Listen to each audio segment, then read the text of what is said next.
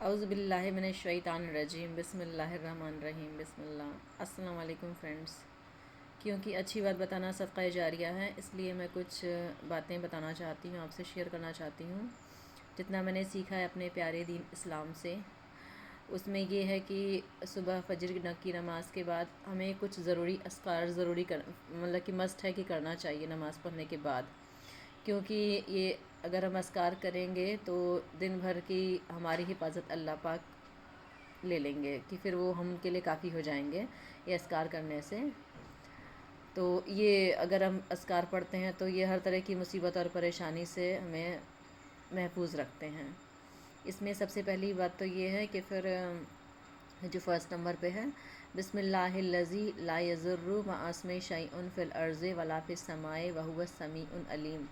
میں نے ہندی میں اس لیے لکھ رکھا ہے کیونکہ میں ہندوستانی ہوں، انڈیا میں رہتی ہوں، اور کیونکہ یہاں پہ ہماری جو مدر ٹنگ ہے بیسکلی ہندی ہے۔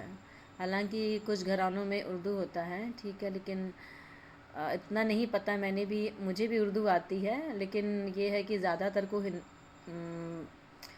اردو نہیں ہندی آتی ہے، اور مجھے بھی اتنی فراٹے دار اردو نہیں آتی، لیکن جو بھی ہے پڑھ لیتے ہیں جتنا ہے۔ لیکن یہ آسانیت کے لیے میں اس لیے ہندی میں اس کو نوٹ ڈاؤن کر رہی ہوں، آپ بھی اس کو نوٹ ڈاؤن کر کے یاد کر سکتے ہیں۔ اور کیونکہ اذکار پڑھنے سے جو ہے میں نے کئی جو اوتھینٹک مولانا ہیں، جو علماء لوگ ہیں، میں نے ان کے بیان سنے ہیں، وہ کہتے ہیں کہ اس کو پڑھنے سے ایک آؤٹر کورنگ بن جاتی ہے، ایک پروٹیکٹنگ لیئر بن جاتی ہے، اللہ پاک بنا دیتے ہیں، فرشتوں کے ذریعے ہماری حفاظت کرتے ہیں۔ تو وہ جو گندی چیزیں، شیاطین، جنات ہوتے ہیں خبیث ٹائپ کے، وہ ہم کو نقصان نہیں پہنچا سکتے ہیں۔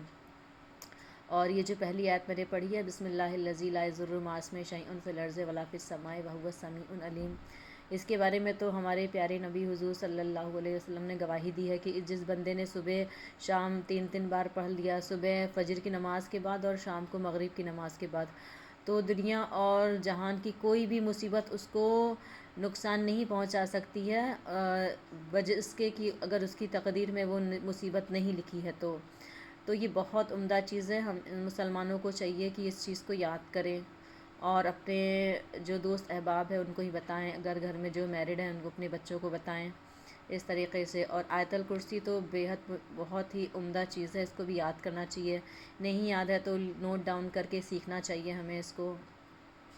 اور سورہ بقرہ کی آخری 2 آیتیں ہیں جو آمن الرسول سے لے کر کے لاسٹ تک، اور چاروں قل جو ہیں، قل اعوذ برب الفلق، ناس، اخلاص اور سورہ کافرون، یہ 3 بار پڑھنا چاہیے۔ مطلب کہ مینس ٹو سے جتنا ہو سکے ہمیں اتنا پڑھنا چاہیے۔ اب ضروری نہیں کہ سارے پڑھ لیے، میں نے اس میں سارے لکھے بھی نہیں ہیں، جو مین مجھے سمجھ آئے میں نے لکھا ہے، اس کے علاوہ بھی مجھے پتہ ہے، بٹ لیکن مجھے ایڈیٹنگ اتنی پتہ نہیں ہے، اس لیے جتنا مجھ سے ہو سکا میں نے کہا شیئر کر دوں میں اس لیے۔ اور سورہ آل عمران کا آخری رکوع ایک بار ضرور پڑھنا چاہیے۔ یہ بہت ہی، جس کے اوپر جو ایول آئی کے جو شکار ہیں یا جادو ٹونا جو بھی وٹ ایور، کیونکہ جادو ہوتا ہے، سورہ بقرہ کی آیت نمبر 102 میں اللہ پاک نے اس کا ذکر کیا ہے، تو ہمیں اس کا قائل ہونا چاہیے۔ کئی لوگ قائل نہیں ہوتے ہیں، پھر زندگی میں ان کو نقصان اٹھانے پڑ جاتے ہیں۔ تو مجھے بھی سب چیزیں پتہ نہیں تھیں، جب پتہ چلی ہیں تو میں بھی اب جان گئی ہوں، اور اس سے بچنے کے لیے کوشش کرتے ہیں، اس سے دور ہی رہا جائے تو اچھا ہے۔ اور دور کیسے رہ سکتے ہیں کہ پھر اگر ہم نے جو اللہ پاک نے جو زندگی جینے کا جو میتھڈ بتایا ہے اس کو فالو کرنا چاہیے، نماز اس میں سب سے اچھی چیز ہے۔ پھر نیکسٹ ہے چوتھا کلمہ۔ چوتھا کلمہ یہ ہے، لا الہ الا اللہ وحدہ لا شریک لہ لہ الملک و لہ الحمد وہو علی کل شیء قدیر۔ پھر سورہ توبہ کی آخری آیات میں ہے، ویسے تو سورہ توبہ کی آیت جو ہے لقد جاءکم، لاسٹ 2 ورسز ہے نا، we are supposed to recite that one, لیکن ٹھیک ہے اگر وہ نہیں یاد کر پاتے ہیں تو اتنا بھی کافی ہے۔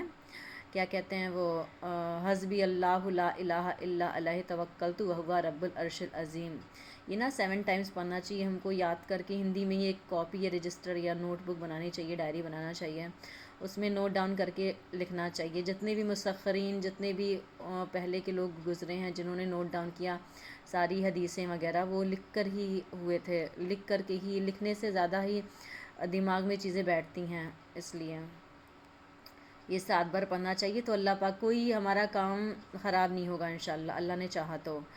اور اس لیے، اور پھر ہے لاسٹ ون ہے اعوذ بکلمات اللہ التامات من شر ما خلق، یہ پڑھنا چاہیے۔ اس کے علاوہ ایک دو اور چیزیں ہیں، جو ایک اور دعا ہے، کیا کہتے ہیں وہ، لا حول ولا قوت الا باللہ، یہ بھی پڑھنا چاہیے اس کو نا، یہ 99 بیماریوں سے ہمیں شفا دیتا ہے۔ اور بھی کئی چیزیں ہیں لیکن ابھی میں اتنے ہی بتانا چاہتی ہوں۔ اور جی شکریہ، السلام علیکم۔